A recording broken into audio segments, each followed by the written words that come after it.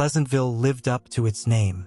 Nestled in the heart of Ohio, it was a town built on Friday night football games, bake sales that raised exactly enough, and a comforting predictability that lulled its residents into a sense of unwavering security. That security shattered on a crisp autumn morning when Kenny, a bright-eyed third grader known for his infectious giggle and a gap-toothed smile that could melt the sternest heart, didn't show up for Mrs. Davison's class. Initially, it was dismissed as a childhood ailment, a stomach bug perhaps, but as the school day wore on, and Kenny's empty desk remained a stark void in the brightly colored classroom, a knot of unease began to tighten in the hearts of his teachers and classmates. Rosemary, Kenny's mother, a kind woman with a gentle demeanor who always had a plate of cookies for the school events, hadn't called in sick. By afternoon, the school secretary, Mrs. Gable, placed a call to the Miller residence, the phone ringing unanswered in the quiet house. A wave of low-grade panic rippled through Pleasantville. Kenny was the kind of child who was always accounted for. He walked to school with Mike, his best friend from across the street, a freckled whirlwind of energy. Mike, usually inseparable from Kenny, sat in class with a cloud of worry hanging over him, whispering to Mrs. Davison that Kenny hadn't answered his knocks that morning. The local police, a small force accustomed to little more than the occasional traffic violation, were notified. Sheriff Brody, a man whose face seemed permanently etched with a friendly weariness, initially treated it as a missing child case, standard protocol for a no-show. But as hours bled into the evening, and Rosemary's absence was confirmed by concerned neighbors who hadn't seen her since the previous afternoon, a darker, more sinister possibility began to take root. Rosemary was a beloved figure in Pleasantville. She volunteered at the local library, helped organize the annual town picnic, and was the first to offer a casserole to anyone in need. The idea that she would simply vanish, leaving Kenny behind, was unthinkable. The emotional hook was immediate and visceral. The innocent child, the devoted mother, gone without a trace from a town that prided itself on its safety. The ensuing days were a blur of frantic searching. Volunteers, neighbors, and even students fanned out across Pleasantville and the surrounding countryside, their calls of Kenny and Rosemary echoing through the cornfields and along the winding country roads. The FBI was called in, their presence a stark indicator of the gravity of the situation, a major power shift that underscored the local police's limitations. Agent McDonald, a sharp, no-nonsense investigator with a reputation for solving difficult cases, took the lead. He brought with him a team of specialists, their expertise in forensics, behavioral analysis, and abduction scenarios casting a long shadow over Sheriff Brody's more homespun approach. The investigation intensified, the initial community-led search giving way to a more systematic and increasingly grim process. Mike, Kenny's best friend, became a central figure in the early interviews. His innocent recollections of the previous day, playing tag in Kenny's backyard, Rosemary offering them lemonade and cookies, Kenny excitedly talking about a new video game he was getting, painted a picture of normalcy that made their subsequent disappearance all the more unsettling. There were no arguments, no strange visitors, no hint of anything amiss. However, Agent McDonald's team began to focus on the seemingly ordinary aspects of Rosemary's life. Her routine, her acquaintances, any deviations from the norm. They interviewed McDonald, Rosemary's estranged husband, a quiet man who had moved out of the family home 6 months prior but maintained a cordial relationship with Rosemary for Kenny's sake. McDonald was cooperative, his grief seemingly genuine, and his alibi for the time of the disappearance held up under scrutiny. Suspicion then fell, subtly at first, on Mr. Peterson, Kenny's fourth-grade teacher from the previous year. Several parents mentioned that Peterson had formed an unusually close bond with Kenny, often staying after school to help him with extra projects. A background check revealed a minor disciplinary issue from his previous teaching position in another state, a complaint about inappropriate communication with a student that had been quietly resolved. The information sent a chill through Pleasantville, the idyllic facade beginning to crack under the weight of suspicion. As the investigation deepened, a crucial piece of evidence surfaced. Ruthie, an elderly neighbor who lived across the street from the Millers, and whose days were often spent observing the quiet rhythm of the neighborhood, recalled seeing a dark-colored sedan parked outside the Miller house late on the afternoon before Kenny and Rosemary vanished. She couldn't recall the make or model, but she remembered the driver, a man she didn't recognize, who had hurried inside the house just as dusk was settling. Ruthie's seemingly insignificant observation provided the first solid lead. Agent McDonald's team began canvassing the area again, this time focusing on identifying a dark sedan seen in the vicinity. Security camera footage from nearby businesses was painstakingly reviewed, the suspense building with each passing hour. Then a breakthrough. Footage from a gas station a few miles outside of Pleasantville captured a dark blue sedan matching Ruthie's description. The license plate was partially obscured, but forensic technicians were able to piece together a few key characters. The car was registered to a rental agency over an hour away. The rental agreement provided the next crucial piece of the puzzle. The car had been rented by a man using a false name, but the credit card used for the transaction was traced back to someone with a connection to Pleasantville, Mr. Peterson, Kenny's former teacher. The power had shifted dramatically. The focus of the investigation, initially a broad search for a missing mother and son, had narrowed to a specific individual, someone who held a position of trust within the community. The realization that the darkness might have been lurking in plain sight sent a fresh wave of fear through Pleasantville. Armed with a warrant, Agent McDonald's team descended upon Peterson's unassuming suburban home. The house was neat and orderly, betraying no hint of the turmoil that might lie beneath.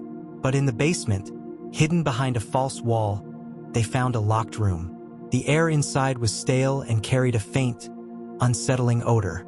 And on a small wooden table lay a child's worn teddy bear, Kenny's favorite. The suspense hung heavy in the air. Where were Kenny and Rosemary? What horrors had transpired in this hidden room? As Agent McDonald reached for the locked door at the back of the basement, a single, untraceable phone rang in his pocket, the caller ID displaying only a series of cryptic symbols. Agent McDonald's hand hovered over the ringing phone, the cryptic symbols on the screen a stark counterpoint to the grim discovery in Peterson's basement. He silenced the call, his instincts screaming that this was no ordinary wrong number. The teddy bear, small and familiar, was a tangible link to Kenny, a silent testament to a connection that had clearly crossed a dangerous line. The locked door at the back of the basement yielded to a battering ram, revealing not another room, but a narrow, concrete staircase leading downwards. The air grew colder, heavier, carrying a musty scent of damp earth and something else. Something faintly metallic and disturbingly familiar from the warehouse scene Agent McDonald had investigated years ago in another state. The staircase opened into a small, soundproof chamber. The walls were bare concrete, save for a single bolted metal door at the far end. There was no sign of Kenny or Rosemary. The room felt sterile, a stark contrast to the personal items found in the hidden space above. It was a staging area, a temporary holding cell, perhaps. The twist was unsettling. Peterson's home wasn't the primary location, but a carefully constructed facade.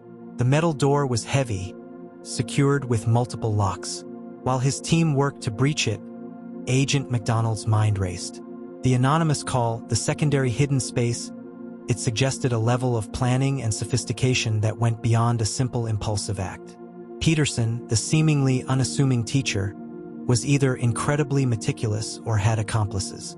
Behind the metal door lay another tunnel, this one longer and more crudely constructed, the concrete giving way to packed earth and rough-hewn rock.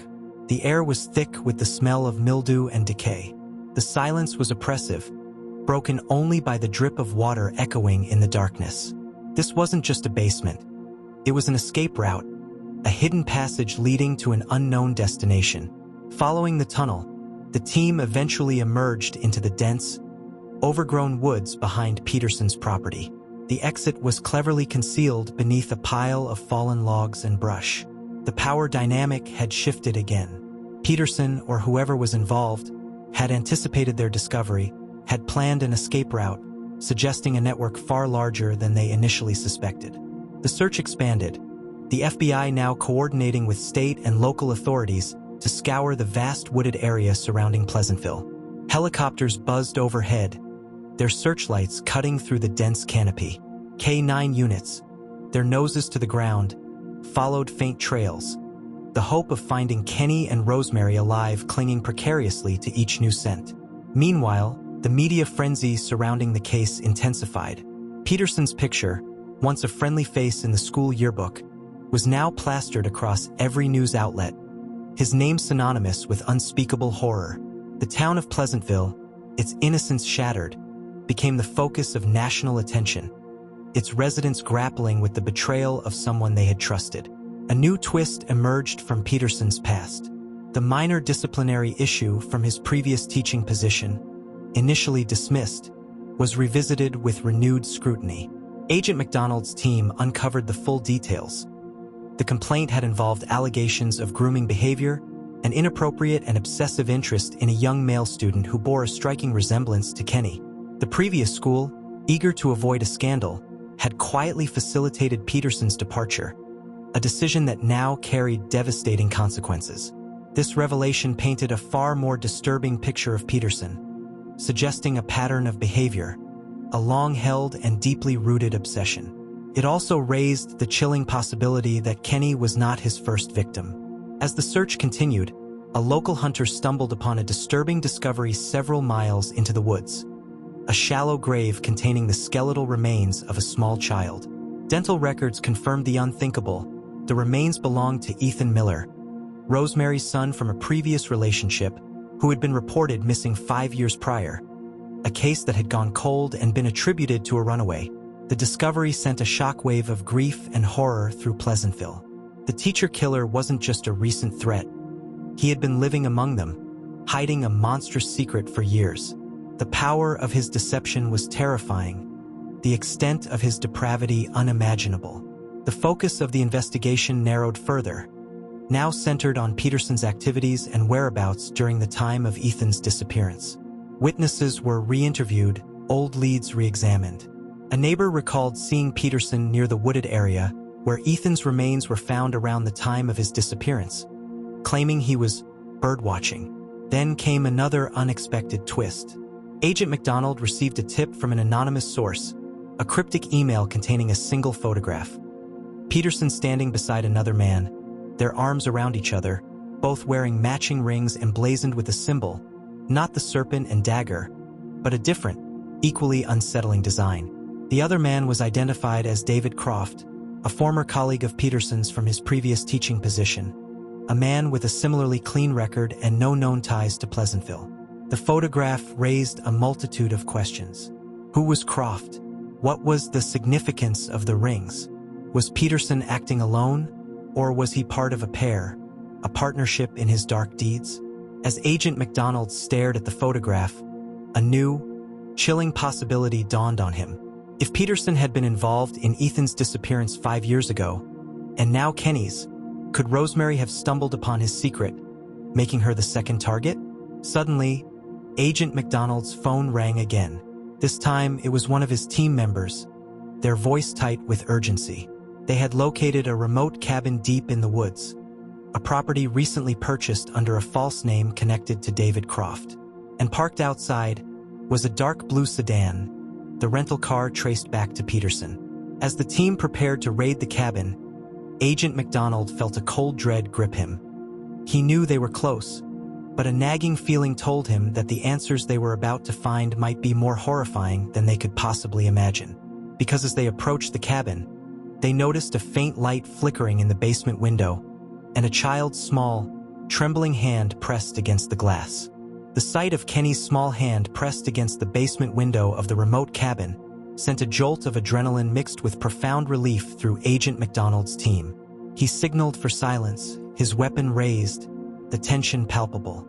The cabin, nestled deep within a dense thicket of pine trees, exuded an unsettling stillness, the flickering light in the basement the only sign of life. A tactical breach was swiftly executed. The front door splintered under the force of the ram, and the team flooded the cabin, their shouts echoing through the sparsely furnished rooms. Peterson was nowhere to be seen on the main floor. The air inside was stale, with a faint odor of wood smoke and something else. Something sweet and sickly that Agent McDonald couldn't quite place. The basement door, a heavy wooden affair, was locked. A quick kick shattered the latch, and the team descended the creaking stairs, their flashlights cutting through the darkness. The scene that unfolded was both a relief and a fresh wave of horror. Kenny was huddled in a corner, his eyes wide with fear, but unharmed. Rosemary, however, was bound and gagged on a cot, her face pale and bruised. Standing over her, a syringe clutched in his hand, was David Croft. Croft lunged, the syringe aimed at Rosemary's arm, but Agent MacDonald was faster. A sharp crack echoed through the basement as Croft crumpled to the floor, his weapon clattering beside him. Rosemary was quickly freed, her muffled cries turning into sobs of relief as she clutched Kenny tightly. The immediate threat was neutralized, but the investigation was far from over. Peterson was still at large, and the cabin yielded further disturbing evidence. The sweet, sickly smell was identified as formaldehyde, and a search of a locked shed behind the cabin revealed a makeshift embalming setup and several empty containers. The twist was sickening. Peterson wasn't just abducting his victims, he was preserving them. The cabin also contained a trove of journals, meticulously detailing Peterson's twisted fantasies, his obsession with control, and his disturbing collection. The journals revealed that Croft was not just an accomplice, but a partner in Peterson's macabre endeavors, sharing his dark desires and actively participating in the abductions and the subsequent preservation of the victims. The journals also shed light on Ethan Miller's disappearance 5 years prior. Peterson, fueled by his possessive nature towards Kenny, had become enraged by Rosemary's attempts to move on with her life and her continued affection for her older son. Ethan had been the first victim, his disappearance carefully orchestrated to inflict maximum pain on Rosemary. The power dynamic between Peterson and Croft was complex, the journals suggesting a codependent relationship built on shared perversion and a mutual need for control. Croft seemed to be the more outwardly compliant of the two, enabling Peterson's darkest impulses.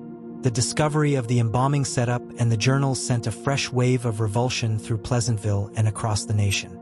The teacher killer had morphed into something far more monstrous than anyone had imagined.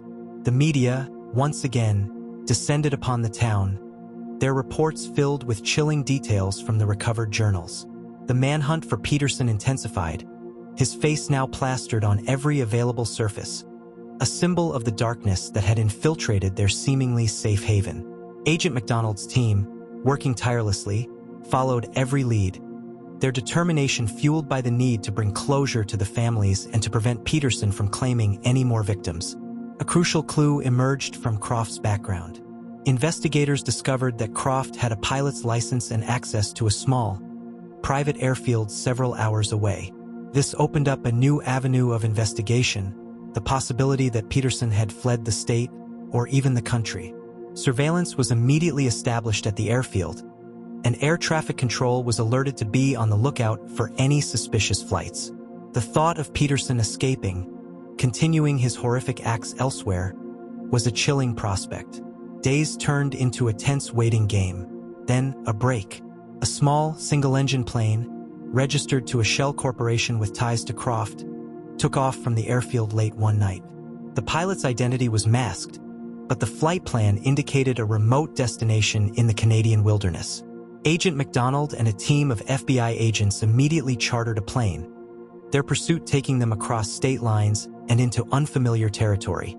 The vast, unforgiving landscape of the Canadian wilderness offered countless hiding places, but Agent MacDonald was relentless, driven by the faces of Kenny, Rosemary, and Ethan, their lives forever scarred by Peterson's evil. As their small plane navigated the rugged terrain, the pilot pointed out a small, isolated cabin nestled beside a frozen lake, barely visible through the dense trees. According to their tracking data, the signal from a burner phone recently used by Peterson had last pinged in that vicinity. The plane circled the cabin once, and Agent MacDonald felt a knot of grim anticipation tighten in his stomach. This was it. Their hunt was about to come to an end. But as they prepared to land on the frozen lake, a plume of thick, black smoke billowed from the chimney of the cabin, followed by a deafening explosion that rocked their small aircraft. The explosion ripped through the silence of the Canadian wilderness, the shockwave buffeting Agent MacDonald's aircraft. Panic flared momentarily before the pilot regained control, circling the now engulfed cabin. Thick, black smoke billowed into the frigid air, obscuring any sign of life. The idyllic, snow-covered landscape was marred by the violent eruption, a final, brutal act in Peterson's reign of terror. The immediate aftermath was chaotic. Agent McDonald's team landed a safe distance away, the heat radiating from the burning cabin intense. There was no chance of Peterson surviving such a blast. The explosion, they would later determine, was likely triggered by a propane tank, a final, desperate act of self-immolation, ensuring his secrets went up in flames.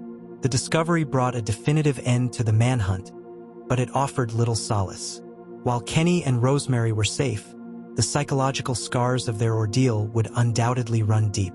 The small town of Pleasantville was left to grapple with the horrifying reality that a monster had lived amongst them, hidden behind the respectable facade of a teacher.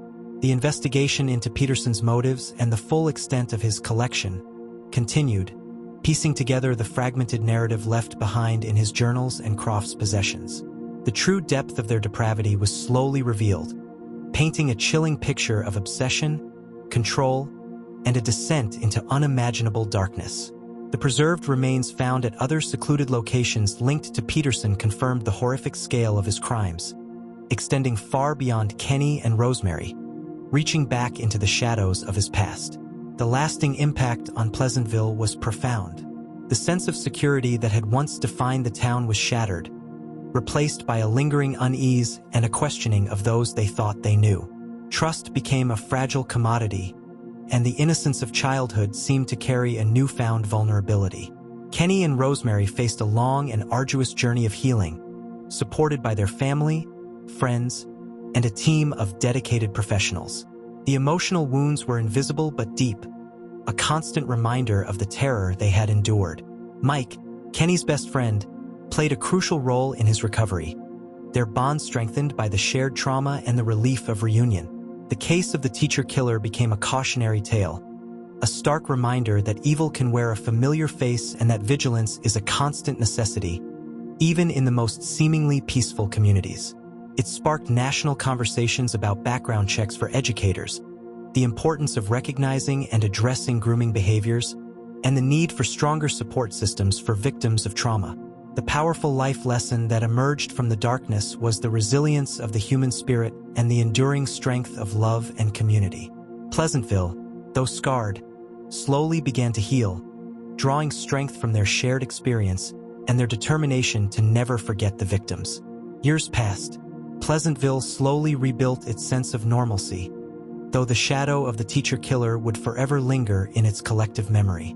Kenny grew into a young man, carrying the invisible weight of his past, but determined to live a full life. Rosemary found strength in her son's recovery and became an advocate for victims of violent crime. Agent McDonald moved on to other cases, but the memory of Pleasantville and the darkness he had uncovered there stayed with him. He knew that evil existed in the most unexpected places, and the fight against it was a never-ending battle. One cold autumn evening, years after the Peterson case had officially closed, Agent McDonald received an anonymous package. Inside was a single photograph. It was a picture of a man he didn't recognize, standing in front of a school in a town he'd never heard of. The man bore a faint resemblance to David Croft. On the back of the photograph, a single word was scrawled in faded ink: watching. The comfortable silence of Agent McDonald's office was shattered by a sudden chill. The fire in Pleasantville had been extinguished, but had all the embers truly gone out? The end for now.